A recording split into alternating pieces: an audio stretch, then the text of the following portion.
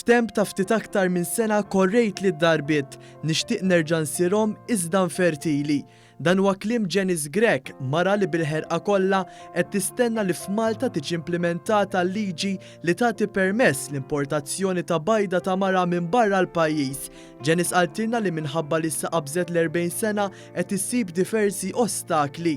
Dal-aħħar in 14 months kelli 3 miscarriages. Minna Malta minn ċertu tobba mux li kien hemm għajnuna kif tgħidilhom għandi 43 bum mal-ewwel jaqtawlek qalbek isek qed tagħmel xi ħaġa kbira, mentri mbagħad meta tibda tara ċertu affarijiet barra tibda tinduna kemm vera xi ħaġa komuni. Din il-liġi daħlet f'Malta fl-ewwel ta' Ottubru tal-2018 fejn mara tista' ssib mara minn Malta stess biex ittija bajda u tkun tista' tinqabad ilha.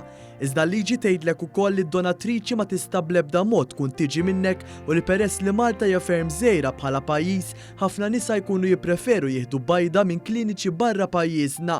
Ma dal-istazzjoni direttur tal-Awtorità għall Protezzjoni tal-Embrijuni Simon Nattart spjegat li minħabba l-proċess huwa komplikat u delikat sal-ġurnata tal-lum għadhom għaddejjin negozjati ma' kliniċi barranin sabiex fil-futur qrib Malta tkun tista' timporta bajda ta' nisa barranin ukoll, negozjati li mexxin ġmielhom. Il-klinika bħalissa għaddejja bi proċess għalih fejn jidħol il-bajt tal-mara biex jiġi liċenzjat, tajjeb li ngħidu li fejn tidħol l-isperma tar-raġel dak ġiġa huwa liċenzjat f'Malta biex isir. Il-proċess huwa biex aħna nassiguraw li l-kwalità u quality and safety ta' dak li nkunu se nimportaw ikun skont ir-regoli tal-EU u anka skont il-liġi Maltija.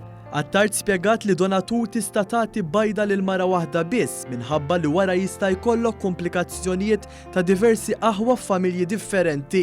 Fl-intervista u fid-daw ta' ħafna kummenti kontra dan il-proċess, Janice Grech qaltilna li l-importanti li wara din il-ħafna tbatija fl-aħħar mill-aħħar fil-familja timbet imħabba u ħajja ġdida.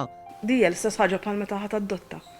Jekk adottajt tifel jew tifla ġibtu ta' 3 snin, xorta ħatossu parti minnek, ġifiri at the end of the day.